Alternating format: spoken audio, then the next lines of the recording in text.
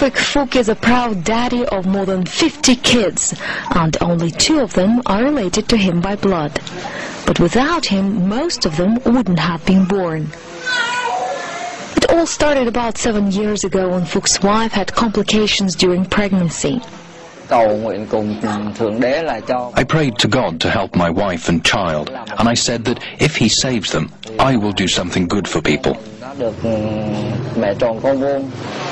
He says when his wife lay recuperating after the difficult birth, he saw many pregnant women going into the delivery room, but always leaving alone. Then I saw the doctors throwing the embryos in the medical garbage. I am a Catholic and I respect the spirit of human beings. So I asked if I could take those embryos instead. From a distance it looks like a garden, but this is a cemetery.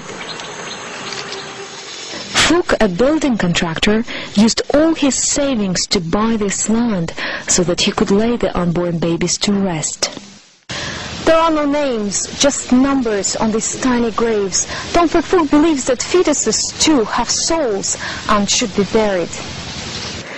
At first, he says, even his wife thought he'd gone mad, but he kept on doing it, and now there are about 9,000 of these little graves here. Fook says first women started coming to the cemetery to pray, and then many came to his house looking for shelter. Juan got pregnant before being married and says she had nowhere to go. My family is very poor, and when my parents found out that I was pregnant, they had problems with the neighbors because it's considered to be shameful for a girl to get pregnant before marriage. So my parents told me, it's your problem and you solve it, we won't help you. Now she lives in Fook's house taking care of abandoned kids. She says after her child is born, she will leave him here until she earns enough money for both of them. Fook says that for the past 4 years, out of 80 kids that were brought to his house, 30 have been taken back by their mothers. These kids now have a safe and happy house. I'm willing to help and teach those kids to be good people for society. With his salary of just $180 a month, he says at first it was very difficult.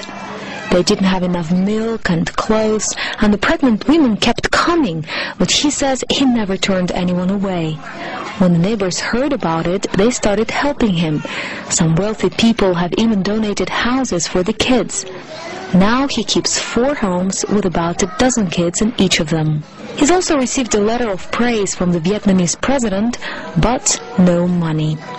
Fook gave his name to all of the children and says he will raise them as his own, but he always hopes that one day they will be reunited with their mothers. Olga Masalkova,